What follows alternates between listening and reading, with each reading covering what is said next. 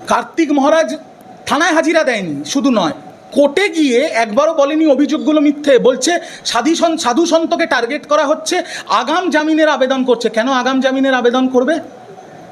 আজকে আগাম জামিনের আবেদন কারা করে? আগাম জামিনের আবেদন করে তারা যারা জানে তারা অপরাধী, যারা জানে তাদের আগামী দিনে হাজতবাস হবে। এই কার্তিক মহারাজ, একে আমি মহারাজ বলতে আমার মুখে বাঁধছে। ভারত সেবাশ্রমের আরও প্রচুর মহারাজ আছে, যেমন মহারাজ প্রেমানন্দ, তিনি তো মিডিয়ার সামনে এসে ধিক্কার জানিয়েছেন কার্তিক মহারাজকে। কার্তিক একটা দাঙ্গাবাজ, বেলডাঙ্গায় যে দাঙ্গা হয়েছিল তার মূল চক্রান্তকারী এই কার্তিক। এই কার্তিক আমার সনাতন ধর্মের ওপর আঘাত নিয়ে জানিয়েছে।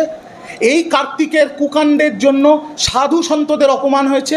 এই কার্তিক হচ্ছে সাধুর বেশে একটা শয়তান, একটা রাক্ষস, একটা রাবণ।